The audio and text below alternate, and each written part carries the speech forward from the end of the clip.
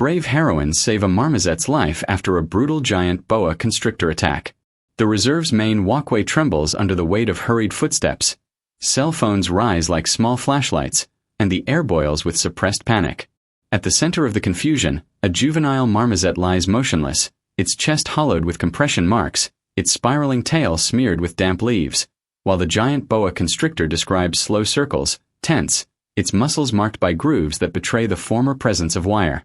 The environmental police sirens fade into the chorus of shallow breaths. Volunteers cry silently, and children clutch the hands of those responsible, unable to understand why the forest, so beautiful minutes before, now feels like an arena. Luana kneels beside the slight body, eyes scanning the tiny topography of its ribs, while Maya arranges bamboo splints, bandages, and an emergency syringe on a tarp that opens like a small war theater. The crowd backs away as the snake lunges, restrained by cables slung from strategic points, and the NGO veterinarian, just a few steps away, signals the precise tempo at which everything must happen so that life and risk adopt a unified choreography. Courageous heroines save a marmoset's life after a brutal attack by a giant boa constrictor becomes less a headline and more the objective description of a vivid photograph, in which every second weighs like a verdict. A tourist's camera captures the moment the syringe meets skin, a delicate gesture between anesthetizing the threat and not extinguishing the vitality that still throbs beneath the dark hide. At the edge of the walkway, baby monkeys call in high-pitched, ghostly cracks, making the canopy seem like a cracked glass ceiling about to give way. The park director watches from afar, the hard expression of someone calculating reputations, but the unfolding scene overtakes him like a root-lifting ancient stone. The wind suddenly shifts, spreading the smell of rust and earth, and reveals a deeper plot than a chance encounter between predator and prey. There is human history in those marks, there is carelessness, there is the silent signature of someone who planted danger where there should be a trail. Below, the marmoset vacillates between the limit and the return, and each chest compression seems to summon the entire forest to participate in the decision. Maya prepares the improvised splint to stabilize the chest. Luana follows the rhythm of its breathing with her eyes. The veterinarian measures the interval between the snake's eyelids, and the environmental police create a containment ring that keeps curiosity and hysteria at bay. The press arrives with glass eyes and open microphones, capturing not only images but the geometry of responsibilities. A drone hovers high, recording the design of courage from a low-angle shot, while the midday heat turns the wooden walkway to metal. In a nearly invisible detail, a steel fiber attached to a branch betrays the boa constrictor's recent past, and the hypothesis of a human trap gains the weight of proof that weighs on all present consciences. When the marmoset's chest finally responds with a fragile sigh, a wave ripples through the crowd, not of complete relief, but of suspension. Nothing is won, everything is in flux, and the truth hasn't even begun to be told. The scene freezes at the height of its impact, as if the world holds its breath to hear the question that organizes the chaos. 12 hours earlier. Unauthorized group seeking intense experiences. Resistance arose instantly, with the cold clarity of an order. Keep your distance, document, await guidance. The weight of this instruction fell on the shoulders of those on the edge, where delayed decisions cost more than reputations. The forest didn't wait. The wind shifted, and with it the smell of heated metal, rust, and ancient sweat, a chemistry alien to the plant perfumes. High above, small shadows scurried as if the sky had sprouted claws. The marmoset troop fragmented into two groups, and a juvenile stood off-axis, as if the tree had lost a step. The first glimpse of the snake's long body, its opaque skin torn by narrow marks, confirmed what the data hadn't yet assumed. There was a human cause threatening the order of natural encounters. The false peace gave way without a sound, like a cloth unraveling in the air. And while the reserve remained beautiful to those watching from afar, the internal clock of those who could act took the first leap toward what, hours later, would explode before everyone. The archive of evidence began to emerge even before it received its name, as if the forest itself wanted to push it out of the invisible. The shaky video of the tourist couple was the first brick, a short fragment that froze the boa constrictor dragging a metal ring glued to its scales, its skin marked by semicircular grooves, its ragged breathing indicating unnecessary effort. Next came a photo from a local guide, a clear cut of a steel fiber tangled in a branch, shining with the insolence of things out of place. Luana catalogued the material with precise method, noting coordinates, time, wind direction, canopy heights, movement patterns. Maya supplemented it with the trail map, overlaying official routes with clandestine paths recognized by small footprints, duct-tape debris, and recent cuts in the bark. The pattern emerging from the layers gave shape to the suspicion, a human hand bending nature to produce a spectacle. The veterinarian's preliminary report provided the first solid foundation for the narrative many still pretended not to read. The marks on the snake's belly corresponded to linear compressions consistent with a rope or snare. The stress pattern indicated persistent pain, capable of altering behavior and hunting grounds. The risk went beyond the occasional encounter with a troop of marmosets, extending to the visitor's walkway and their improvised detours toward more daring photos. The reserve's protocol, in its fine print, allowed for exceptions when the danger stemmed from human interference, outlining the precise contours of responsible intervention. The solidity of this combination of images, records, expertise, and rules formed a core that was difficult to deny, even if denial arrived like a breeze before rain. Management reacted with the rigid geometry of walls that refused to admit cracks. Old reports emerged extolling the efficiency of monitoring, spreadsheets with percentages that seemed like armor, internal communications reaffirming the importance of non-interference as a doctrine. Between the lines, the silent message weighed heavily on the heroines. Any step beyond the ritual would be seen as disobedience. Part of the team, seized by a self-preservation reflex, retreated into the comfort of neutrality, and the radios began to return echoes, not answers. Luana and Maya's isolation didn't develop all at once. It solidified in unannounced meetings, last-minute withdrawn invitations, and glances that measured the social risk of being together. From the outside, the director's public face remained intact, polished by years of rhetoric about balance and prudence. Press cameras captured impeccably worded statements, and official photography favored the idea of order. The problem, however, was already lurking beneath the surface of the fantasies.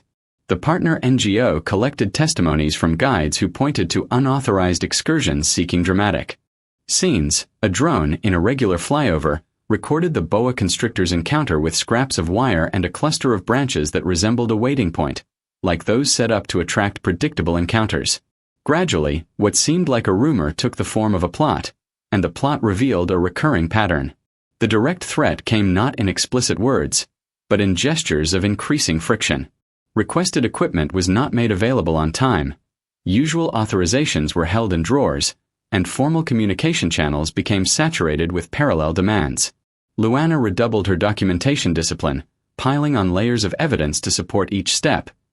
Maya adjusted the rescue plan to a modular model, capable of being activated with minimal resources should the window of action open abruptly. In the days leading up to the peak, the marmoset troop began exhibiting patterns of restless dispersion, as if sensing the proximity of a circle of force that did not belong to the usual dynamics of the forest. At the heart of the process, the central evidence matured. A compilation of video excerpts, geotagged photos, heat maps, and excerpts from the exception protocol formed a dossier that could be read by both technical and lay eyes.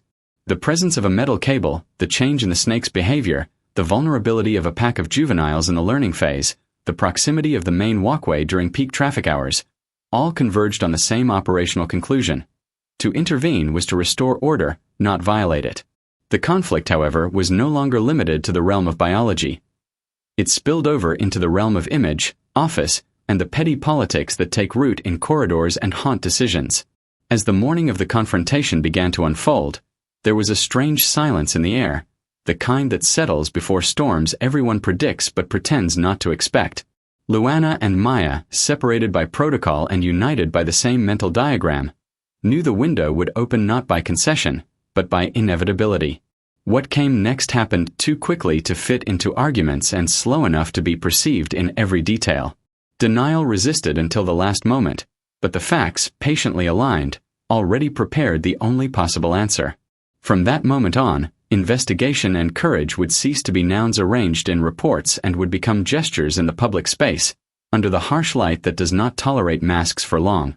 The investigation ceased to be an office exercise and moved into the field, expanded by layers that fitted together with operational precision. Camera traps were redistributed along the boa constrictor's passageways, drones mapped pockets of shade where accumulated heat suggested rest, and a mosaic of schedules traced the animal's altered routine, now pushed into areas of human contact. Maya tested restraint sequences on improvised models, repeating gestures until her hands memorized the path. Luana cross-referenced data on wind, visitor flow, and clandestine routes, fine-tuning an internal clock that needed to tick at the exact moment. With each new piece, the board revealed the logic of a persistent error. Someone had been manipulating the scenario to bring danger and audience closer together. The arrival of external allies, initially discreet, transformed the isolation into a network. The NGO summoned an independent expert who validated, in unquestionable language, the exception provided for in the protocol. The environmental police, armed with reports and georeferencing, prepared a minimal operation, designed to avoid confusing rescue with spectacle.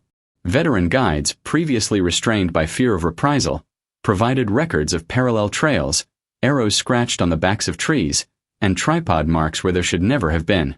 The material surfaced in waves, as if the accumulation of evidence unlocked further evidence, and the previously opaque reserve became fully legible. The dossier gained depth when maintenance files revealed unanswered wire removal requests and shelved reports on opportunistic hunting. The chronology, as it was assembled, exposed a sequence of warnings muffled by a rhetoric of normalcy. From the outside in, the official discourse began to crack. From the inside out, confidence in the absolute containment of the facts crumbled. The director's mask, polished by years of balanced statements, lost its shine on the surface and, beneath, revealed the rough texture of successive omissions. It wasn't yet the fall, but the first visible fracture, the line the eyes recognize and can no longer unsee. The major twist emerged from a seemingly trivial detail. Amid visitor videos, a recurring profile always appeared on the periphery of the most tense scenes, guiding small groups to privileged vantage points. Cross-referencing schedules, informal payments, and recovered messages revealed the precise plot. An influencer guide, celebrated for authentic encounters, fueled the expectation of shock, leaving wire debris and rearranging branches to force the boa constrictor's passage through visible areas. The spectacle was no coincidence. It was a clandestine script, written with the grammar of recklessness. This realization reshaped collective responsibility and redistributed the weight of decision-making. It was no longer about protecting against a natural event, but about preventing the continuation of a dangerous device. As the technical siege tightened, the threat escalated just as quickly. Overflight authorizations that were ready disappeared, containment equipment was withheld under bureaucratic excuses, and the radio room endured hours of unanswered calls. The director silently moved to delay the point of no return, demanding parallel opinions, convening meetings that never ended, and hinting at administrative penalties. The unstated intention was simple and effective: to push the window of action beyond the safe moment, where any rescue attempt would be considered reckless. The strategy, however, clashed with the now public tide of evidence. Luana treated the postponement as a variable in the plan itself and turned the delay into a rehearsal. She adjusted team positioning, consolidated redundant checklists, and distributed tasks so that each failure found a second path. Maya, with the coolness learned from difficult rescues, reconfigured the protocol to operate with fewer hands and more precision, predicting the snake's escape routes and emergency exits for visitors. The environmental police, supported by the dossier, formalized operational support in the event of anthropogenic risk, a document that, although contested, existed and, because it existed, carried weight. When news of an unusual flow of visitors on the main walkway reached the radio, the network was already tense. The guide influencer had announced, in closed groups, the promise of a rare moment, and the boa constrictor, pushed by discomfort, moved toward the brighter corridor. Drones confirmed the path, camera traps captured the silhouette dilated by the effort, the group of marmosets split in two, and the same juvenile, off-axis, repeated the positional error that exposed him to the reach of the sinuous body. Collective perception, for a moment, took a step back. The heroines took 2 steps forward. The walkway became the inevitable backdrop. Journalists, tourists, and residents huddled in a semicircle of shallow breaths. The director, flanked by advisors, insisted on a theater of caution. The environmental police, with the exception, document in hand, held the corridor open. The accumulation of evidence, now translated into maps and images projected right there, left no room for ambiguity. The mask slipped another centimeter when records of ignored emails were displayed on a portable screen. The turnaround materialized nearby, with the recognizable presence of the guide influencer among the onlookers, captured by cameras in the previous days feeding prohibited routes. The tension rose an octave, and the threat took on practical form. The boa constrictor lunging toward the railing, the disarray of the pack, the simultaneous risk to the injured animal and the public. The director's last move, the attempt to block the veterinary team under the pretext of legal liability, was no longer met with acceptance. The political time of hesitation was extinguished by the biological time of risk. The operation, compressed by weeks of dispute, exploded into minutes of precision. Just as the sun passed overhead and the wooden walkway burned underfoot, the network of investigation, allies, and evidence closed its arch over the public stage. What followed was already part of the full light of confrontation, where masks don't hold up and decisions are made in plain sight. The catwalk became an amphitheater, and the forest an audience. The performance corridor opened into two axes. On one side, the technical line that breathed in unison; on the other, the human barrier of uncertainties still trying to assert themselves. Heat rose from the wooden floor like invisible vapor, and the air smelled of rust and freshly wounded sap.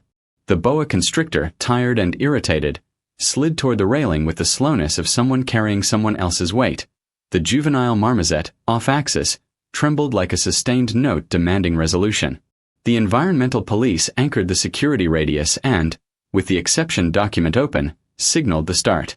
There was no longer room for the grammar of excuses. Here, everything translated into gesture. Luana entered from the left with the restraint kit, calculating the reach of the head, the microcurves of the spine, the exact timing of each contact. Maya took the right flank, positioning the splints and immediate support equipment, anticipating both resuscitation and evacuation.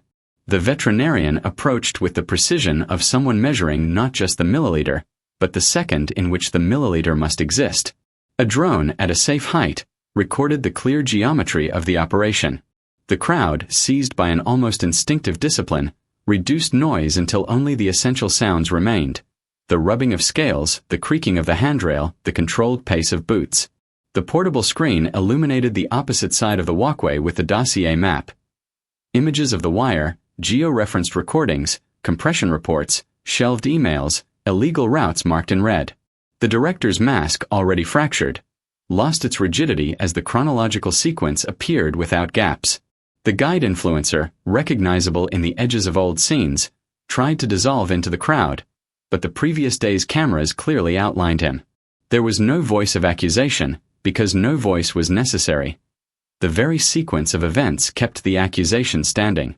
The audience absorbed the truth in silent waves, and the murmur of indignation, which had not yet become sound, began to run through the bodies. At the point of greatest tension, the boa constrictor projected half its body over the railing, seeking weight. The metal ring, embedded like a punitive collar, further strained the muscles. Luana moved forward a hand's breadth, waited for the natural micro-recoil after exertion, and steadied the tool in the safe zone.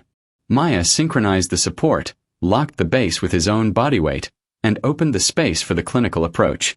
The veterinarian inserted the syringe with the care that separates functional sedation from dangerous unconsciousness.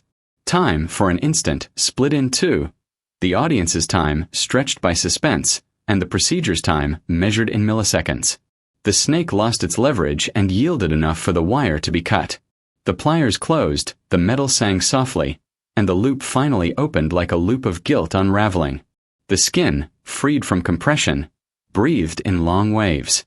Beside it, the marmoset, its chest unstable, received the resuscitation protocol in sequence. Positioning, gentle compressions, assisted oxygen, limb stabilization.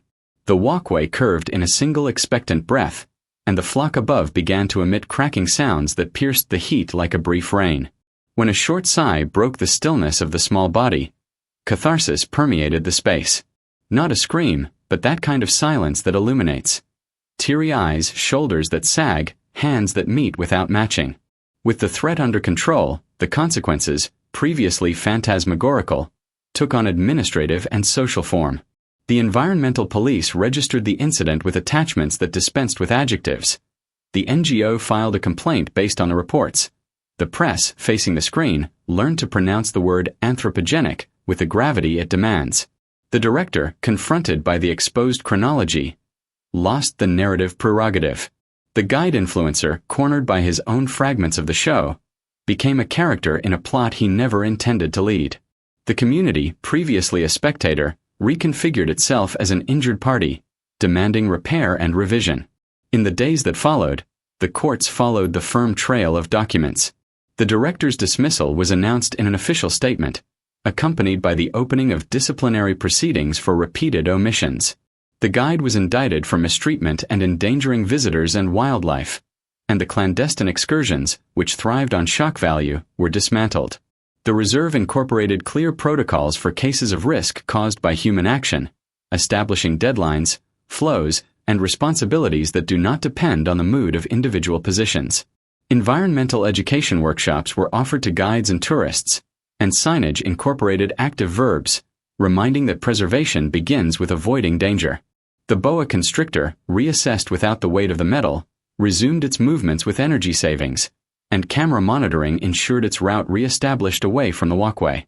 The marmoset, after days of care, regained vigor with a gentle stubbornness, and the reunion with the troop took place on a translucent dawn. It climbed in short leaps, testing its body as if revisiting a house. At the edge of the trail, children observed the pattern of the loop and learned, without words, that care is also science in motion. The closing scene began simply. The sun broke through the leaves and blades, and the forest returned to its original sounds. Luana and Maya, anonymous in their routine, walked along the now empty walkway, checking maintenance marks and noting small adjustments as if rearranging the place's breathing. There was no applause, no cameras. The craft rested in the certainty of having put the world, even if only in a fragment, back on its axis. The truth, exposed before everyone, didn't demand grandiose celebration. It demanded continuity. The message that the reserve itself seemed to write in its shifting shadows remained.